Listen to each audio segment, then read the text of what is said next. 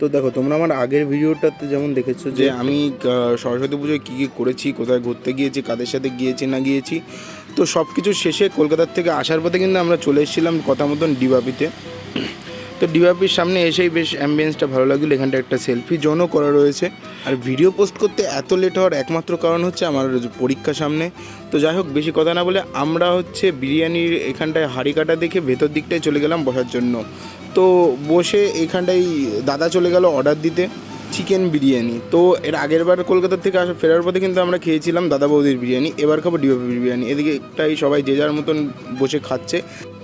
আর কথা বলতে বলতে এদিকে আমাদের বিরিয়ানি সাহেবও চলে এসছে। তো সবাই এখানটায় বসে গেছে। আর এখানটার একটা জিনিস আমার বেশি ভালো লাগলো, দাদা বৌদিতে কিন্তু স্যালাডটা আলাদা করে অর্ডার করতে হয়। যেহেতু আমরা অনেকে ছিলাম, অনেকগুলো বিরিয়ানি নিয়েছিলাম, তাই জন্য আমাদের দিয়েছিল স্যালাড, কিন্তু এখানটায় প্রত্যেকের জন্য একটা করে বাটিতে কমপ্লিমেন্টারি স্যালাড আছেই। আর যাই হোক, বিরিয়ানির কোয়ান্টিটি কিন্তু দাদা বৌদির থেকেও বেশি। দাদা বৌদিতে তো বেশি ছিলই, তার থেকেও এখানটা কোয়ান্টিটি বেশি। চিকেনের সাইজটা প্রচণ্ড বড়।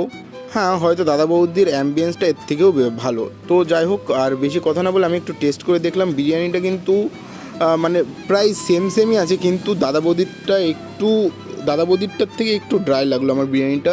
তো যাই হোক, ওদিকে সবাই খাচ্ছে। দাদার উপরে ছিল একদম লেগ পিস, আর অনেক বড়, পুরো লেগ পিসটা গোটা দেয়। তারপর কিন্তু আমরা এক এক করে সবাই এই হিউজ কোয়ান্টিটি বিরিয়ানিটা শেষ করে বিল পেমেন্ট করে দিয়ে স্যাড সং শুনতে শুনতে বাড়ির দিকে যাই। আর তোমাদের ভিডিওটা ভালো লাগলে like, comment, share and subscribe.